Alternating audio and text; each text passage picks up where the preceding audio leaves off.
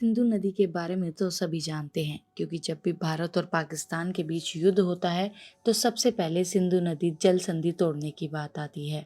कहा यह भी जाता है जब दो देशों का बंटवारा होता है तो बंटवारा सिर्फ जमी का नहीं, दिलों की आस्थाओं का, भावनाओं का भी होता है।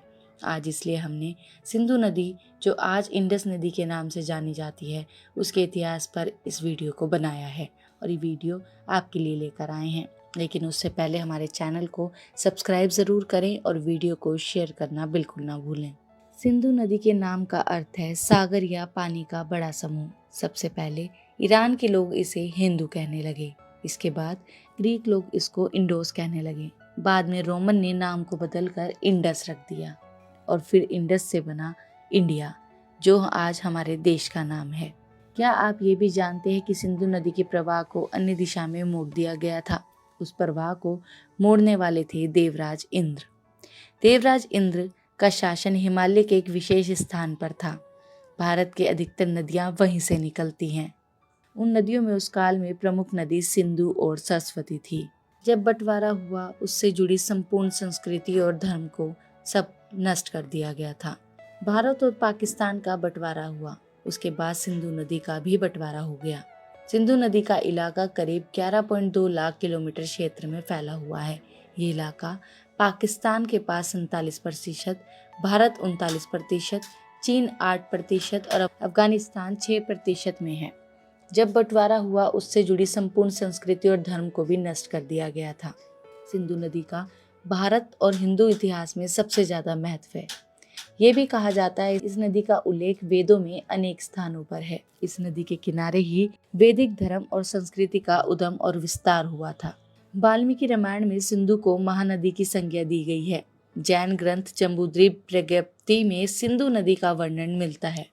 अगर बात करें सिंधु नदी के आसपास फैले तीर्थों की, तो मुल्तान में सिंधु चिनाब के किनारे पर श्री कृष्ण के पुत्र सांबा की याद में एक सूर्य मंदिर बना था। इसका वर्णन महाभारत में भी है। इस मंदिर का स्वरूप कोणार्क के सूर्य मंदिर से मिलता जुलता है, लेकिन अब सब कुछ नष्ट कर दिया गया है।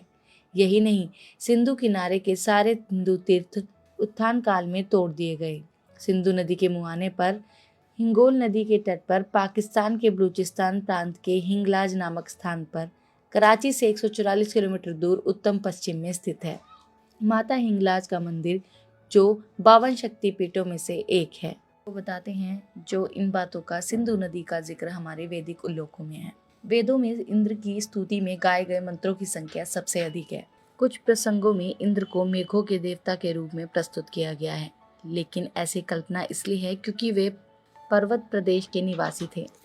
पर्वतों पर ही मेघों का निर्माण होता है। इसके अलावा ये भी माना जाता है कि उनके पास एक ऐसा अस्त्र था जिसके प्रयोग के बल पर वे मेघों और बिजलियों को कहीं भी गिराने की क्षमता रखते थे। माना जाता है कि इंद्र ने अपने काल में कई नदियों की रचना की थी और उन्होंने सिंधु नदी की दिशा भी बदली थी।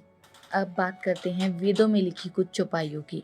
सोदच सिंधु मृणात महित्व वर्ण्य से उचस समीपे अजवस्सो जविनिभि विश्वश्चन सोमस्य चामद इंद्रश्चकार। ये ऋग्वेद द्वितीय मंडल की 15वीं स्तुति है।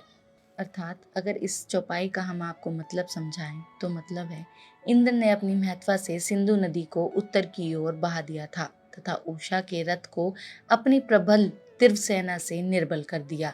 इंद्र यह तब करते हैं जब वह सोममद से मत हो जाते हैं, यानी कि सिंधु नदी अपने उद्गम स्थान मानसरोवर से कश्मीर तक उत्तर मुंह होकर बहती है। कश्मीर के बाद दक्षिण पश्चिम मुखी होकर बहती है। संभवतः इंद्र ने पहाड़ी दुर्गम मार्ग को काटकर सिंधु नदी के संकीर्ण मार्ग की विस्तीर्ण कर उत्तर की ओर नदी की धारा स्वच्छंद कर दी हो। इससे आर्यों का मार्ग बहुत सुगम हो गया होगा। इस तथ्य को निम्नलिखित ऋचा से भी समझे। दूसरी चौपाई। इंद्रस्य नु विनयाणी प्रवोच यानी चकार प्रथमानी वंजी अहन अहि मन पस्तद्रे प्रवणक्षणा अभिनत पर्वतानाम। ये ऋग्वेद की 32वीं चौपाई है। मतलब, इंद्र के उन पुरुषार्थपूर्ण कार्यों का वर्णन करूंगा जिनको उन्होंने पहले पहल किया। उन्होंने अहि यानी मेघ को मारा, जल को नीचे लाए और पर्वतों को जलमार्ग बनाने के निर्मित काटा। इसके बाद ही इस सूक्त की 8वीं ऋचा इस प्रकार है। नंदना बिनुमयो श्यान मनोरुहाणा अतियंती आप या चित्रवित्रो महीन पड़ेस्थिति त्रासी माही यतुस्ते शिरभुवा, ऋग्वेद की 32/8वीं चौपाई। अर्थात जिस प्रकार नदी ढहे हुए कगारों पर उमड़कर बहती है, उसी प्रकार प्रसन्न जल पड़े हुए वित्र बादल पर बह रहा था।